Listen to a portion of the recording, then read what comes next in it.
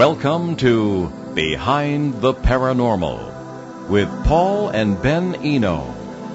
What really happened to Betty and Barney Hill on a dark road in New Hampshire in September 1961? What have we learned about UFOs and abductions since then? Are UFO revelations really coming from the government?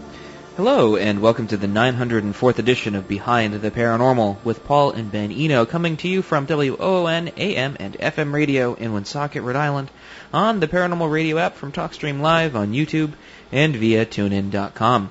I'm Ben, and those lofty questions came from my co-host, partner in Paranormal Adventures, and Dad, Paul.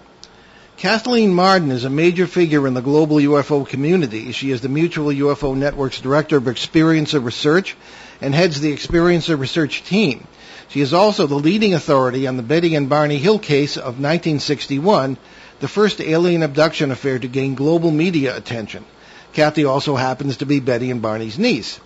We're very proud to have Kathy as an occasional guest co-host of our show, and we welcome her as our guest today. Kathy is well known in the media and is the author of a number of books, including Captured, The Betty and Barney Hill Experience, co-authored with the late Stanton Friedman, and just updated for the 60th anniversary of that event. Her website, Kathleen-Marden, Marden.com. So Kathleen Marden, welcome back to Behind the Paranormal. Thank you. It's great to be back with you. Oh, it's always great to have you. It feels like it's been a while, but it probably hasn't been a while. I don't know. I'm well, not Kathy's sure co-host a couple That's times. true, yeah. So, but it's always a delight to have you. So I guess we'll jump right into the meat and potatoes of it as we always do. Let's begin with the story of Betty and Barney Hill and their experience and your personal memories of that time. Well, I was 13 years old when this occurred, and my memory of it is that I arrived home from school in the afternoon, and my mother was on the telephone with my Aunt Betty, and from what I could hear, they were having a conversation and were very concerned about the possibility that they might be contaminated with cosmic rays because this craft had come so close to them. And so my mother told Betty that she would speak to our neighbor, a physicist, when he arrived home from work. And this is what we were waiting for. While we were waiting, my father's best friend came in to the house. He stopped by every afternoon for coffee on his way home.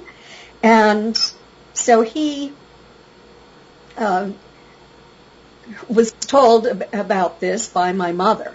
Now, he had been the chief of police in the small town of Newton, New Hampshire. It was right back next to Kingston, where I grew up in southeastern New Hampshire.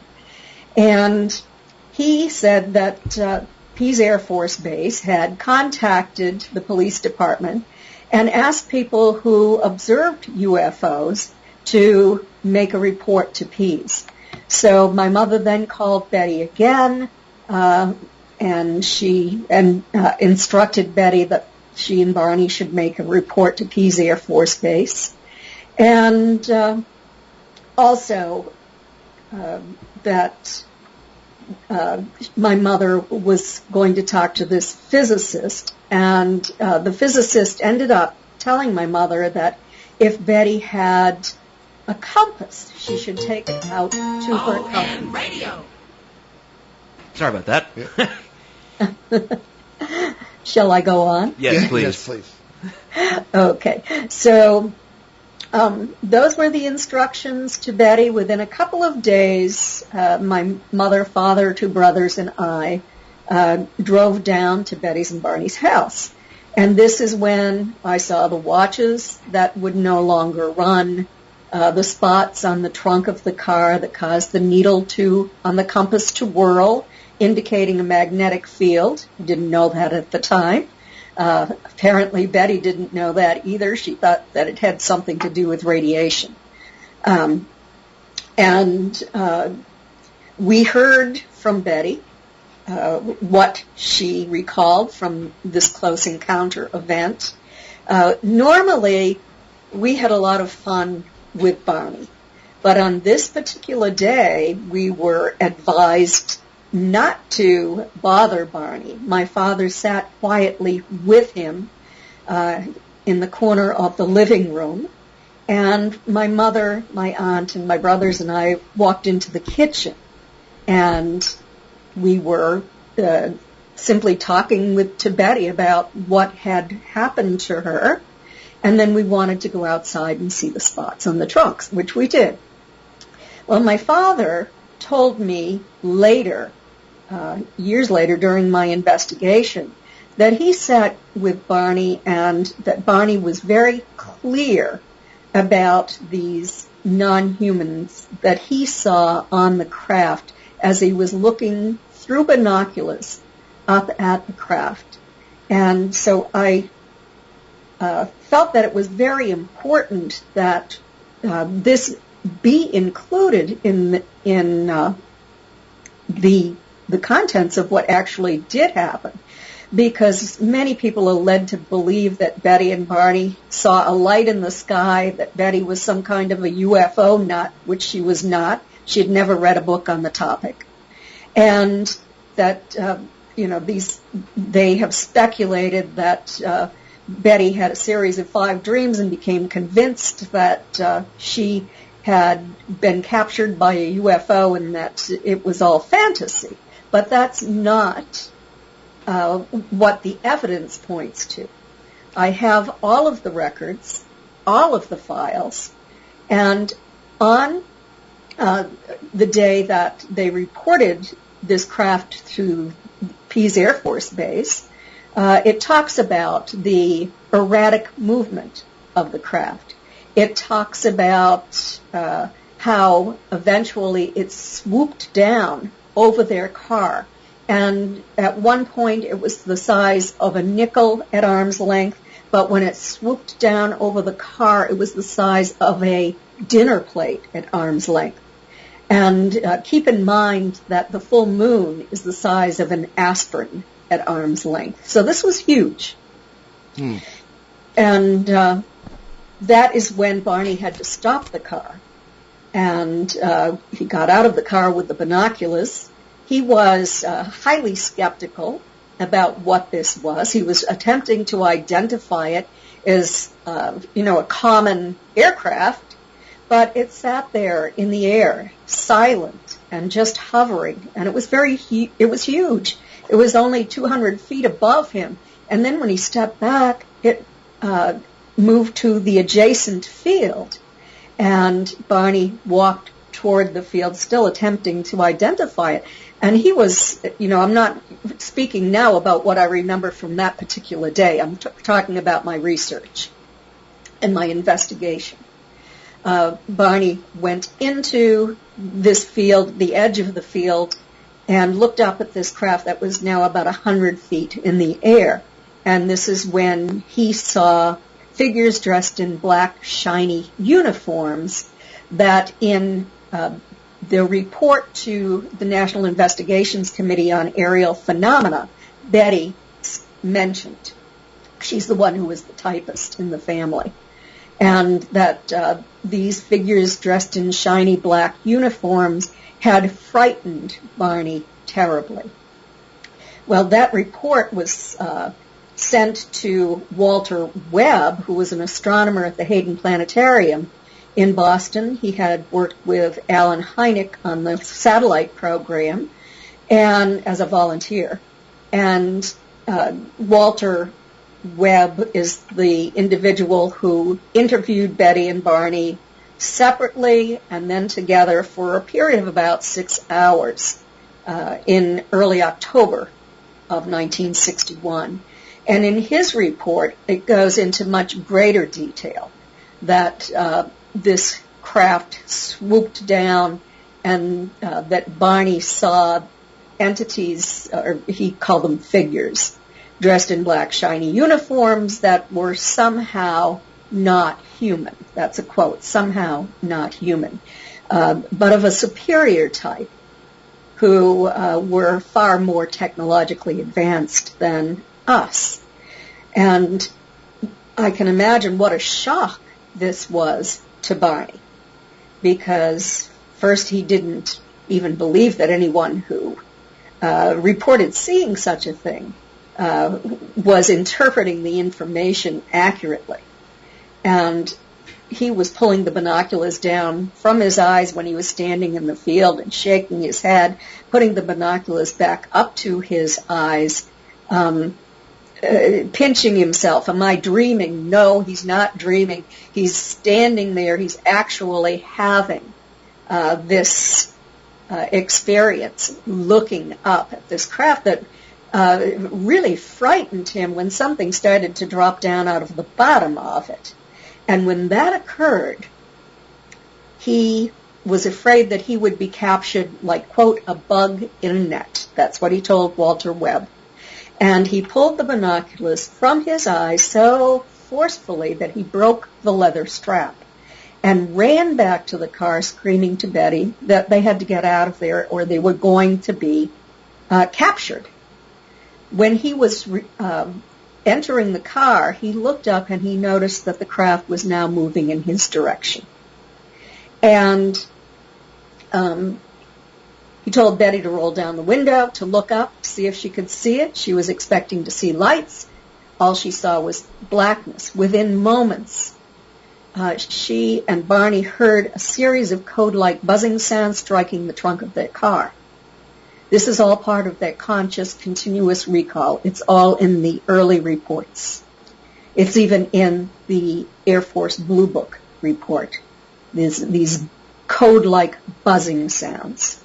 What they said to Walter Webb and to me when I spoke to them is that the code-like, when they heard these buzzing sounds, the car began to vibrate and they felt a tingling sensation passing through their bodies. And the next thing they knew, they were 35 miles down the highway. They had some vague memories. Betty always remembered more than Barney. She remembered fiery orbs sitting on the ground. She remembered encountering a roadblock somewhere.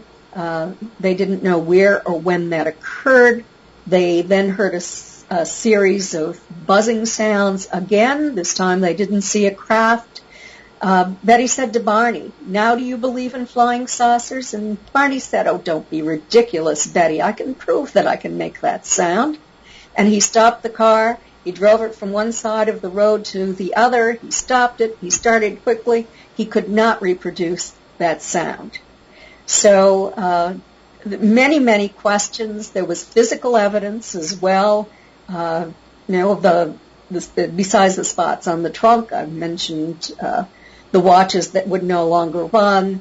The tops of Barney's best dress shoes were so deeply scraped that he had to buy new shoes. Betty's dress was torn in several places. She ended up placing it in her closet knowing that it had to be repaired. She just sort of forgot about it, and later when she took it out, it's covered with a pink powdery substance. Now all of this has undergone scientific analysis and investigation. In my new book, the 60th anniversary edition of Captured, the Betty and Barney Hill UFO Experience, I have updated I'm holding it up now for those who are watching on the video feed. Sorry, but go ahead. Okay, thank you. I have updated it with new information on the scientific analysis of the evidence that has happened since the first book was published. And some of the things that you'll read about are scientific study of the symbols that people observe on these craft and how Betty's symbols compared to that. So this was a study that was done by Dr. Don C. Donderi from McGill University and Stuart Appel from the State University of New York. I have talked about evidence of witnesses. I've talked about new analysis of Marjorie Fish's work on Betty Hill's star map and what astronomers think about it now, and much, much more. There's quite a lot of new information in that chapter, including DNA analysis on the dress and also chemical analysis and some rare materials that were found on that dress recently. Do you still have these artifacts? I have given those artifacts to the University of New Hampshire. They're in an archival collection. Betty and I talked about retaining Barney's shoes. She said, they've just been sitting around here for years. And she decided to send them to the dump because he had worn them for yard work after that. He didn't preserve them because of the scrapes on the toes of the shoes. That's a shame. Can you tell us about the star map, which has had some controversy surrounding it?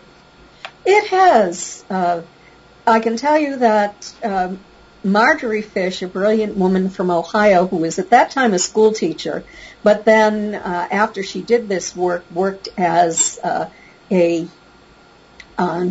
research assistant at the Oak Ridge National Laboratory in Oak Ridge, Tennessee.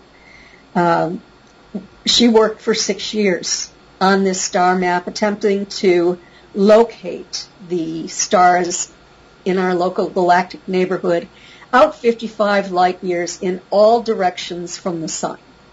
She had to go to the university. Remember, this is before we had home computers. This is even before we had photocopying machines. So she had to go to the university, to the library, and sit down, go to the astronomical catalogs, and write all of the distance data, all of the characteristics of these stars out 54 light years from the sun. She was primarily interested in stars with exoplanets, with stars that might have life that might develop, sun-like planets and sun-like stars.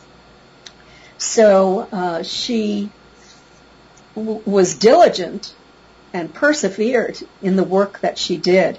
And finally, we moved along in our technological development.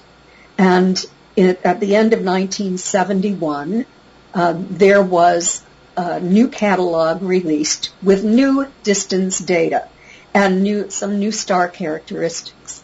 She went back. She had already built 14 models at that point. She went back and she looked at these models, and lo and behold, she found a match. And the match hadn't been there before because they didn't have accurate distance data. So there were 3 stars in that star map that had not been there when she was attempting to find a match.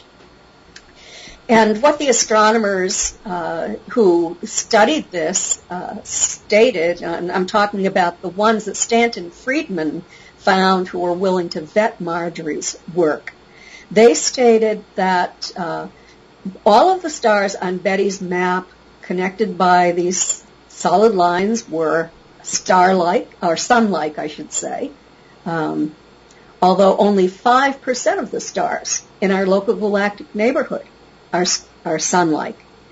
And all of the sun-like stars in that volume of space were on Betty's map, which was quite extraordinary. Also, one of the astronomers who looked at that noticed that all of these stars were in a plane. Stanton used to say, like pepperoni on pizza, as opposed to raisins spread out in a loaf of raisin bread. What it meant in being in a plane is that it made sense to travel from nearest star to nearest star. And this astronomer stated that if we lived on Zeta Reticuli, which were the 2 stars, large stars in the foreground, you'll see them in the book, if we lived there and we were going to explore space, that is where we would go.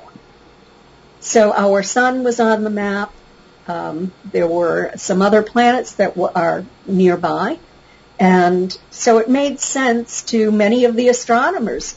There were skeptics who were vociferous in trying to debunk this, stating that you could throw marbles into the air and they could land and you would be able to find a star pattern. Well, the point of this study is that these stars had very special characteristics. And I've already spoken about those. So that sets this apart. And this is what caused there to be a lot of scientific information and interest in this star map. Well, I can't wait to read the this version of the book. I'm currently engrossed in your latest book, Extraterrestrial Contact, and once I've devoured that, I'm going to be getting into this one. But it's wonderful. The entire notion of other witnesses has been, I think, at least in what I've read, not been fully treated in, as I say, what I've read about this case. And there seem to be people who had sightings of what could have been the same craft, particularly over in Vermont. Could you say a little bit about that, possible other witnesses? Well, what I discovered is that from Stanton Friedman, actually, he had written to John Luttrell, who was the newspaper reporter who received information about Betty's and Barney's experience and the hypnosis as the result of a violation of confidentiality. And he had begun his own investigation. He spoke to Air Force officers, and he went to upstate New Hampshire searching for witnesses. Now, we didn't know this. I didn't even know this until fairly recently. And Stanton had written to him. He told Stanton that there were, as he recalled, 12 to 14 witnesses who observed a craft by the same description at the same time, that they were all in different locations, and that he realized that they were all observing the same craft because he drew lines to where they observed the craft. And it intersected the lines where Betty and Barney were observing that craft. Now, Stanton didn't release that information, and I didn't release it when we wrote the first book, because John Luttrell had explained to Stanton that he was no longer a journalist for the newspaper, that he had taken a job with a conservative hospital, and that he did not want to be brought back into this at all.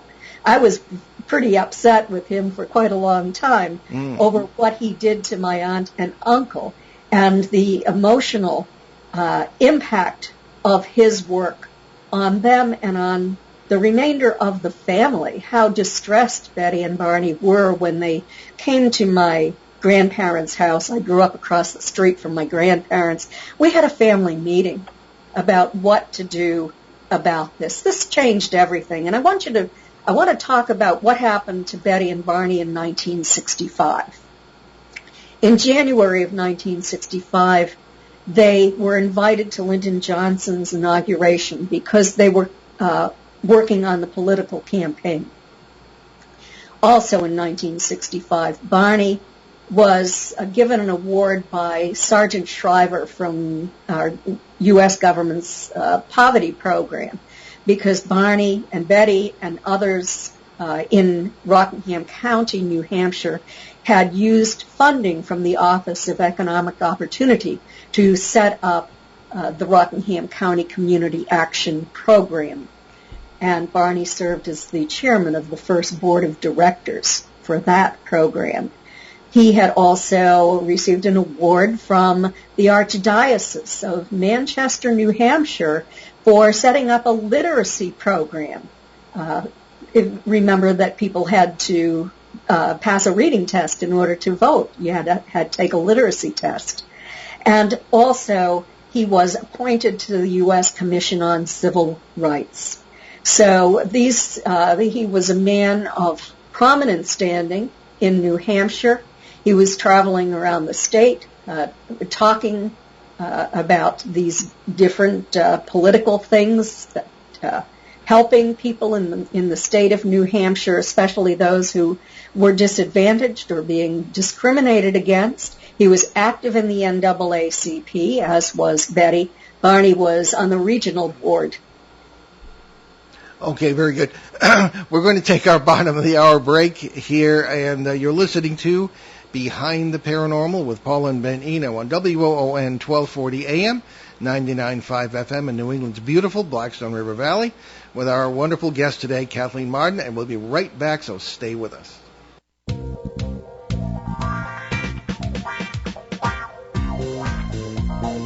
The night is alive. Join us and take a walk on the weird side when you tune in to The Kingdom of Nye, hosted by Heather Wade, the finest in late night talk. Listen live free weeknights starting at 9 p.m. Pacific time at thekingdomofnye.com, talkstreamlive.com, and the Paranormal Radio app.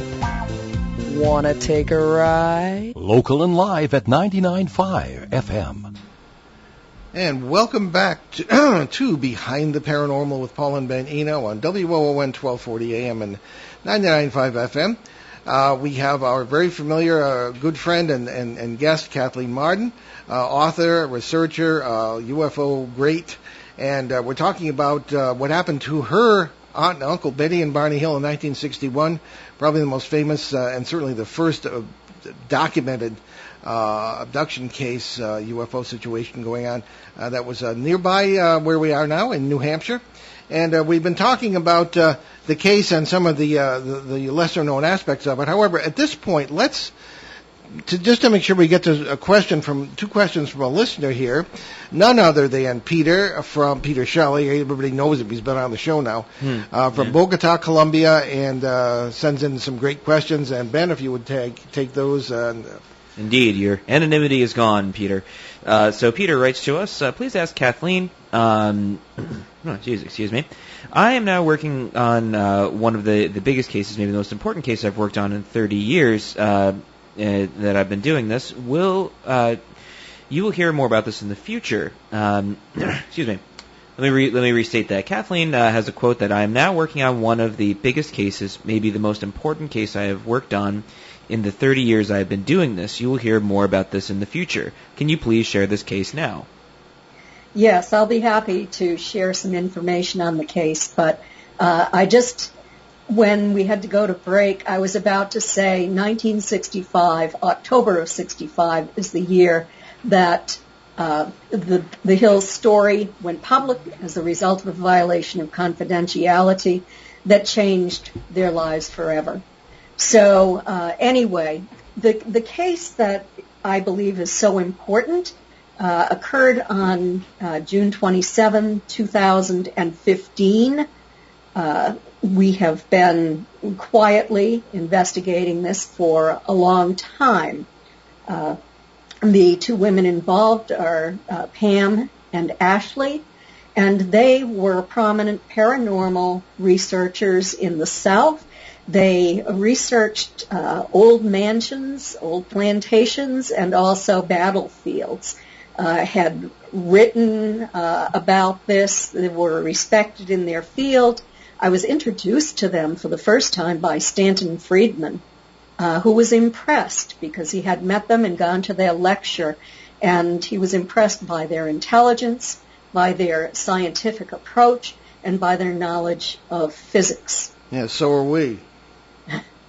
And so what happened is they wanted to do an experiment where they would go to the home of a confirmed abductee or experiencer in order to set up their equipment to do a study. Excuse me, my eye is running today. It's running and burning. And so anyway, I said that I would help them. And so I got in touch with Chris Bledsoe and asked if it was okay if I introduced them to him. And he said it was fine. And so they set up an experiment at Chris's house. Now, Pam has a background in archaeology, anthropology, religion. She has her master's degree. She spent her career working at a hospital, in a hospital setting, sort of, at a university in North Carolina. And she was in charge of all the theses on the medical research that was done. That was her job. She's now retired. Ashley is a historian. She always did the historical investigation on any case. So Ashley even did the investigation of Chris Bledsoe's family and their genealogy and where they came from initially, which was a part of Texas where an alleged craft landed and an entity died quite a long time ago in history. So it was interesting that there was this connection. But they did end up going to Chris's house. They had it all arranged. They had anticipated that they would interview him throughout the afternoon, but the family had other plans, and it became a family affair in the afternoon. But Chris is an individual who enjoys talking. He tends to talk constantly. So they were able to speak to him. They were able to receive the information that they were looking for. And then there was a thunderstorm that came in. So they were delayed a little bit. But by 9 o'clock, they were outside. The storm had left, and they set up their equipment. They had a Bell & Howell movie camera, and they had a ghost box and 35 millimeter cameras and a recording device, all of those sorts of things. And so the camera was located behind a tree in Chris's yard. This was a tree that had a reputation as being a sort of a burning bush or a smoking tree that was somehow connected to healing. And then there was a hedge 15 feet in front of that tree, and they were situated on the other side of that hedge. And they were seated at first in chairs, and they were just looking into the sky, and Chris saw a light that was growing brighter and brighter, and he said that it might be them. And so they were watching this, and Pam was asking questions to try to receive information on her ghost box that she was using. And so they were doing this, and the next thing they knew, they were all standing up. And they were swaying back and forth and feeling nauseated. And they were no longer holding that equipment, and they were wondering what had happened. And so they turned around. They were able to find the equipment by this hedge, and they picked everything up. They picked up the movie camera. They went into Chris's house, and lo and behold, Chris's wife said to them, "Where have you been? I've been looking for you. And do you realize what time it is?" Well, they looked at the clock, and it was now 1 o'clock in the morning. They had no idea what had happened, where they didn't go anywhere as far as they remembered. And this was quite traumatizing for Pamela.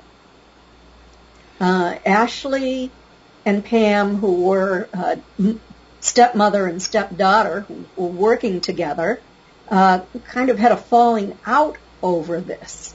Ashley remembered more than Pam did, and Pam remembered that seeing people who were dressed in blue uniforms. She remembered a little bit. Ashley remembered a different type of entity, and there was just a falling out because the two of them didn't know that oftentimes different types of entities worked together on the same craft. I also ended up interviewing Chris Bledsoe, and he confirmed all of their statements. Pamela was quite traumatized, and I never work with anyone in using hypnosis unless they have overcome that trauma, because I am not a licensed mental health therapist. I'm a certified hypnosis practitioner. I'm very, very careful. I've done a great deal of research. I know that it's easy to confabulate information under hypnosis, but I thought I would give it a try because I use different techniques, and generally it is the type of technique, forensic hypnosis, that law enforcement used to use. Sometimes they still do, but it used to be admissible in a court of law. It's not any longer. So that was what I was using, but I was also using Dolores Cannon's quantum healing hypnosis.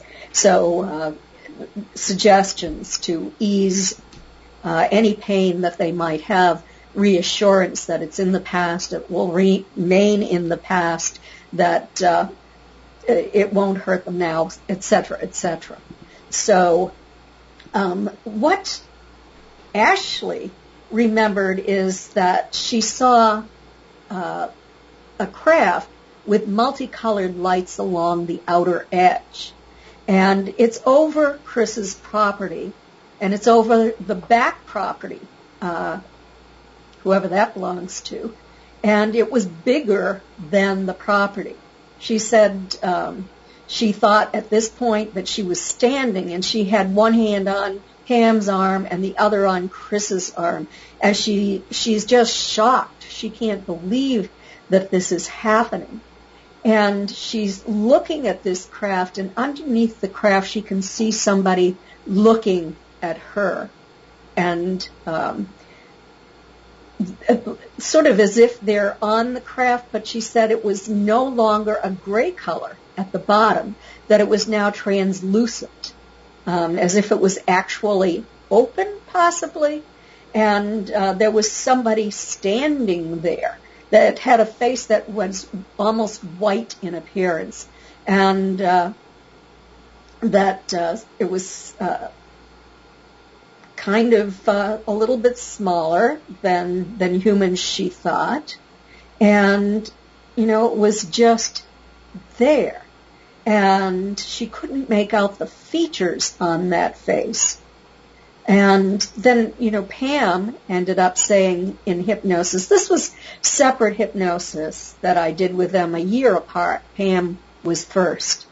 She had a sense that she was encountering 4 tall beings, taller than her 5'4" frame, and that she was just absorbed into this blue light that came out, and that there were 2 women and 2 men, and that they were the men were dressed in this royal blue color that she remembered, but the women were wearing sort of pastel abalone shell suits, and they were all wearing a chevron-shaped symbol. The men looked to be about 40, the women about 30. They ended up being taken somewhere. What Ashley said is that the entities that she was with during this time had kind of, they're humanoid, but they had kind of big flappy feet, and they were kind of a yellow color or an amber color and white. She wasn't sure if this was some kind of uniform they were wearing, or a light beige and white, with kind of modeling. They had very long fingers and long arms, and that their eyes were gray, with green, with very large eyes that were green without any white showing. It reminded her of insect eyes. And their legs were very, very thin, but the fingers, as I said before, were very long. She didn't notice any thumbs. And so she was escorted, and she is not frightened at this point. She's escorted onto the craft, and she is told intuitively that they are going to take her somewhere and that the human body has difficulty being transported in this way, that it damages our body because we have a denser body than they have. And so she ended up being put onto this kind of table that she said was the most comfortable place that she had ever been to lie down. She was just feeling incredibly comfortable, and then this sort of dome shaped up over the top of her. She could see out of it for a little bit of time, and then she lost consciousness. And so Pam, I don't know if Pam was transported that way or not, because I did only one hypnosis session with Pam that weekend. I spent hours and hours, maybe 10 hours, interviewing her over and over again. And I did one hypnosis session with her. I did 2 hypnosis sessions with Ashley a year later. So Pam was terrified, but these entities put some kind of a vest on her that calmed her down. She now felt comfortable.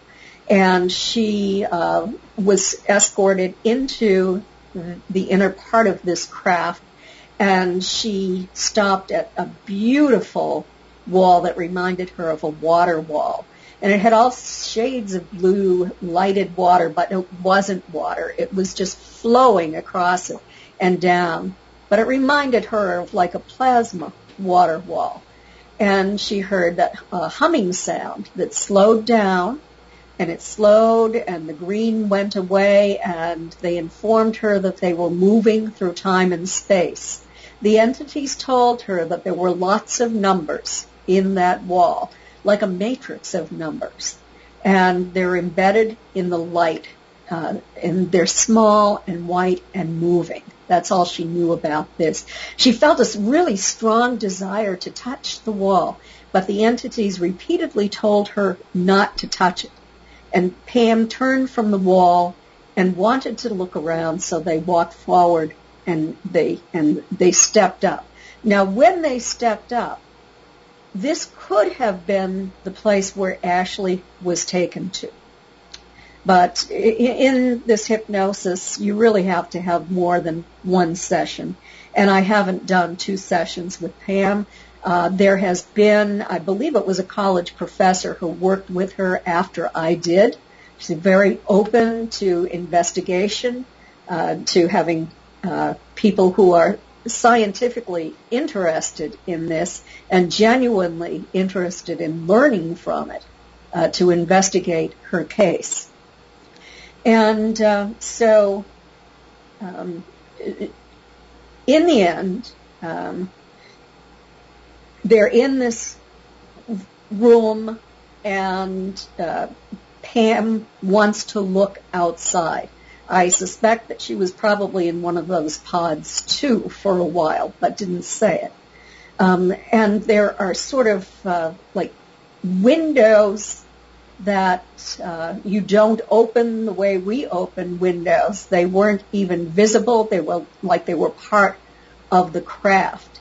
And that this is what she saw. They were kind of like smart windows. And they finally arrived at this place, and she then looked out the window, and they were now on a different surface, on rocky desert land. And neither Pam nor Ashley knew if they were someplace on our planet a desert without any vegetation that they could see, or if they were maybe someplace like on the moon. So what Ashley remembered is that she was taken into this very large room that you could see through, and that she mentioned the word soiree, that there were many entities there, and that it was almost like visiting family. There were people there that she loved. And, yes, very strange. And beyond that, she could see a city. But they did not build the way that we build. They built up vertically.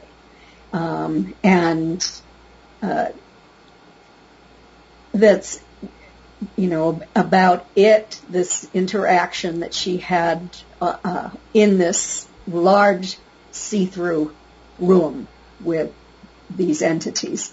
And Pam saw this rounded surface and a brightly lit dome-shaped building, like Ashley did, with a multicolored connected piping that changed color like neon lights. She saw bright light emanating from the building. And the entities explained that they had arrived at an energy waste station. And so they explained to Pam, they gave Pam information. It wasn't like she was having a family reunion in any of the hypnosis that I was able to complete with her.